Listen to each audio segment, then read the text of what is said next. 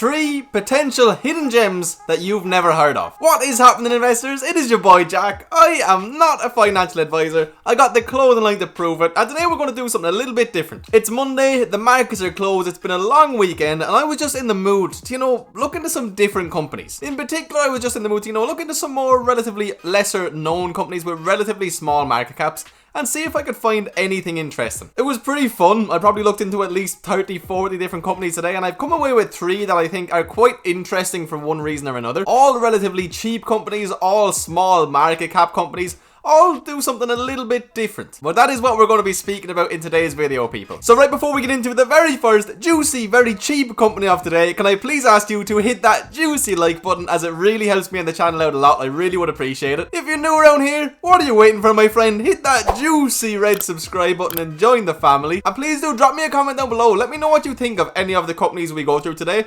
especially if you're invested in any of them. I'd be very interested in hearing from you. With that being said, guys, into the first company of today. So our very first company of today, we have Pacific Ethanol Inc. Okay, ticker symbol PEIX. They do trade on the Nasdaq. We can see we have a current share price of $4.22 and a market cap of only 240 million. We can see that on the monthly chart we're up 56.88%. They were up as much as nearly 90%, and you can see that only 6 months ago these guys were a 33-cent stock. Since then they have gone up over 1000% in value. So I mean, let's just start it off with who are they and what do they do. So Pacific Ethanol is the leading producer and marketer of low carbon renewable fuels and high quality alcohol products in the United States, and this is the main thing I want to focus on today. When we think of high quality alcohol products, we have to think about sanitizers and disinfectants primarily, and we'll get into that a little bit later on. So I mean, quite clear to see why they may be having this run up now, given the time we live in today, the Roni virus. Everybody's sanitizing their hands 2 million times a day. So they own and operate 7 production facilities, and these plants currently have a combined production capacity of 450 million gallons per year. But you will see in one of the articles we go through later, it says in the second quarter, demand for our products used in sanitizers increased significantly due to the Roni. To meet this demand, we focus on debottlenecking production and other process improvements to generate an additional production capacity of 25 million gallons per year of high quality alcohol. Furthermore, as recently announced, we are modifying and refurbishing existing equipment to increase production capacity of USP grade alcohol by an additional 30 million gallons by the end of 2020. So it's very clear to see why they're in a very good short-term position. So these guys recently announced their Q2 earnings, and it was absolutely fantastic. The company generated $28.8 million of Q2 2020 adjusted EBITDA and guided second half 2020 adjusted EBITDA at $60 million, using the midpoint, considering how well things are going right now and the fact that they should not slow down, definitely not by the end of this year. It could be higher than that again. So this company's Q2 earnings came out on August 11th, and we can see that very quickly they shot up in value, nearly 50% in the preceding week, before giving back quite a bit of that, to the tune of 35% over the preceding days. A fairly common buy the hype, sell the news type deal going on, but since that bottom, it has again proceeded to go up over 27%. So very volatile company straight off the bat. Lots of upswings, lots of downswings. So the financial results for the 3 months ended June 30th, 2020 compared to 2019, okay?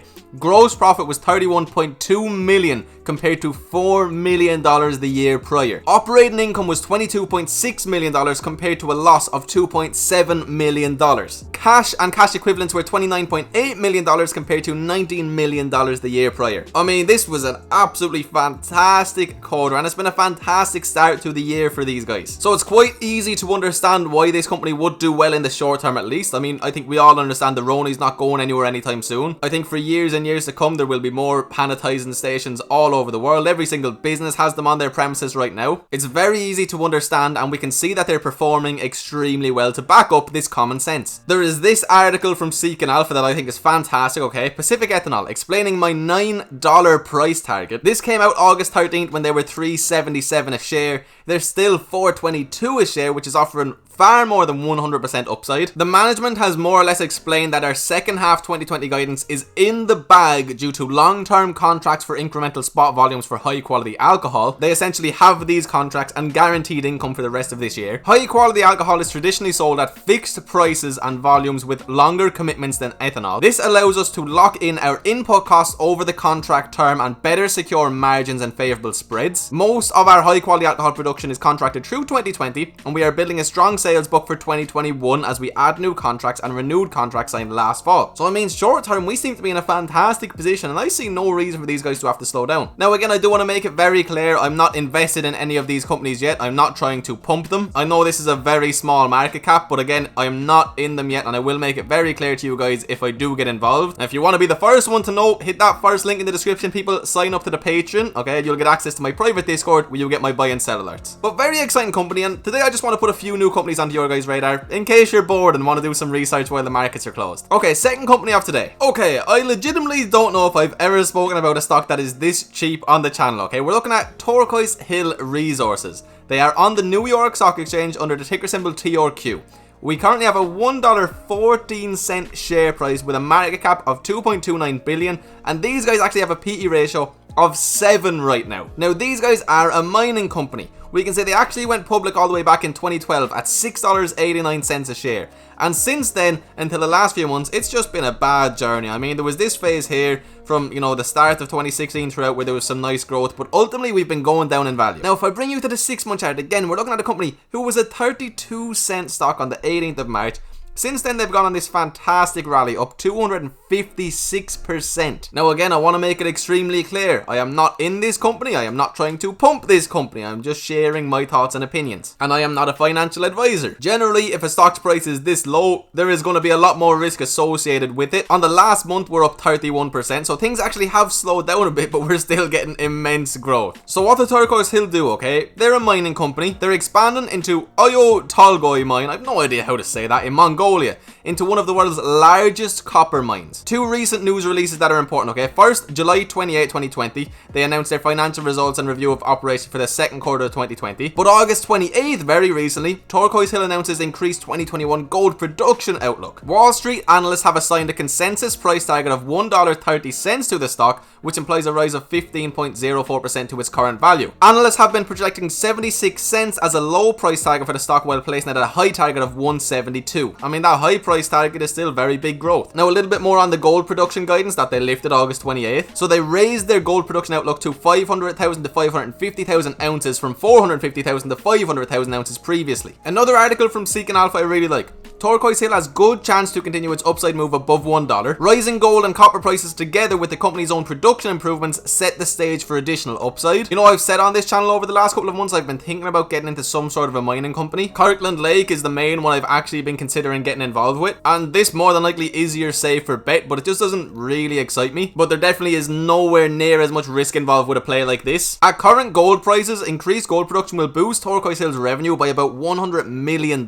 They also filed this technical report for the mine highlighting that they expected copper production growth of 315% and gold production growth of 140% from 2022 to 2028. Now, if we have a quick look at the balance sheet, okay, we'll see cash and equivalents, nearly $1.5 billion. Total current assets, $1.8 billion. Total assets, $12.8 billion. Current liabilities, about 500 million, and total liabilities 4.8 billion. So balance sheet wise, we're also in a really nice position, considering that we expect things to get much better this year, in particular with the price of both gold and copper going up and our production going up. And I see no reason for that to have to slow down at any stage. I mean, we just saw the 2022 to 2028 numbers. It looks fantastic. And I mean, the ratings we're seeing from Seeking Alpha are very good. So Seeking Alpha authors and Wall Street are both bullish, and their quant rating is very bullish. Look at our value, growth, profitability, momentum, revisions. Everything is in the A's. You will not see this very often in any company, never mind a company that's trading for $1 currently. In the quant ranking, okay, it's ranked the top in their industry. It's ranked second in their overall sector, which is materials,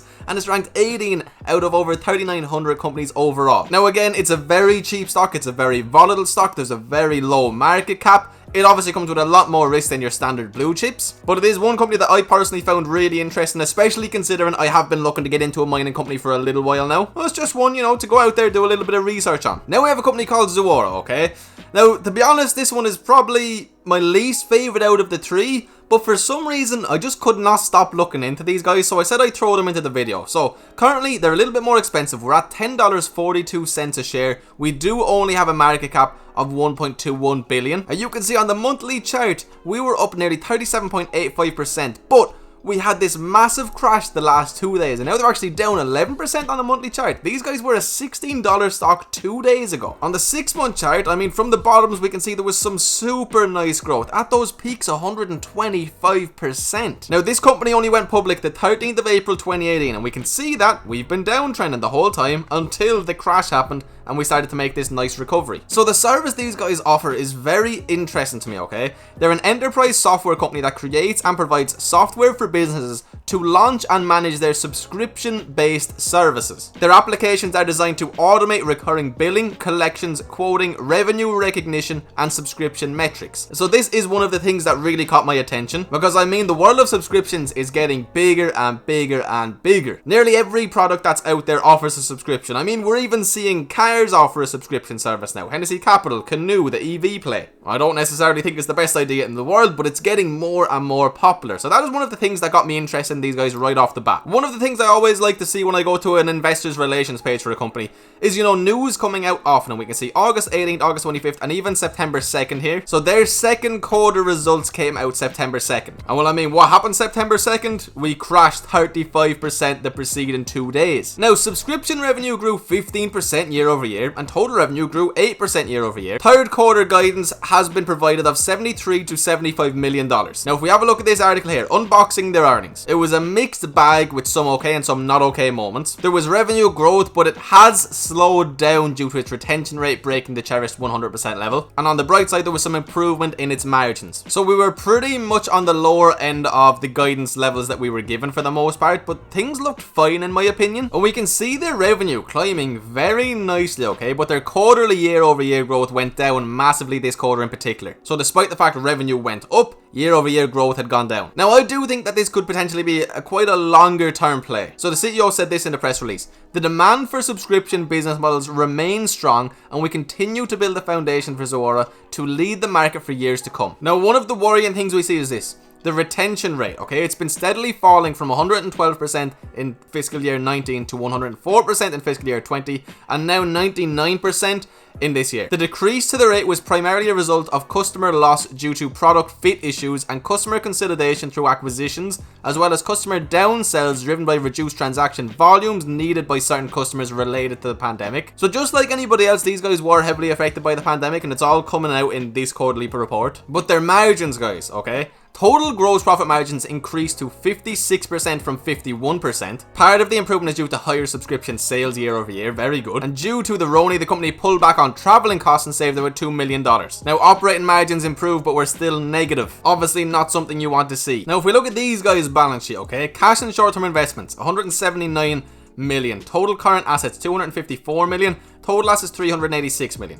So current liabilities are at 152 million. So, you know, they are in a good position in fairness. Total liabilities 217 million. And again, that's a good position to be in. And to be honest, guys, these ones right now are the ones who I would more than likely be the least inclined to get involved with. But there is just something about them that I really like. And I am going to put them onto my watch list. And I am going to keep up to date with them at least for a month or so. I definitely think this was an over sell-off to say the least. But I mean, that sell-off has brought them back to pretty much May levels. Now, what this author has said here, I think it is possible for total revenue to grow 10% year over year. It would require faster growth in Q4 based on Q3 guidance. With a 4.5 times price to sales, the projected stock price is about $12. So I suppose the main reason I'm including these guys in today's video is because the short term may not look the absolute best, but they have grown very nicely, and I do think this could be a medium to longer term hold. So that's why, as of right now, they're the one I'd be least likely to invest in, but I will keep a very close eye on them, potentially even more than the other companies, to be honest. I do see a very bright future for these guys. But guys, that's it. Something a little bit different. I was just in the mood to, you know, take my eyes off of EV and big tech and just look into some smaller tech companies, so hopefully you guys were okay with that. If you do enjoy these kind of videos where, you know, we just speak about completely different companies that not really anybody speaks about, please do drop a like and drop me a comment down below, because I'm very happy to do these. I love looking into new companies. So if you show the support in this video, if it does well, I will make sure to make more videos like this on a more regular basis. But there we have it, guys. There's the 3 companies. If you have watched this video all the way till the end, you, my friend, are a true legend. I really do hope you enjoyed, and I was able to give you some entertainment and value in regards to at least one of these companies.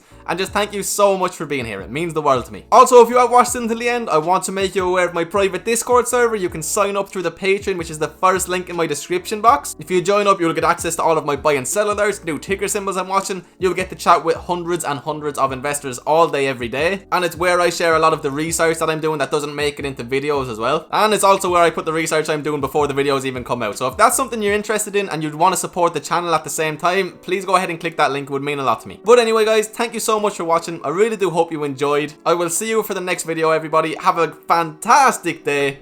Peace.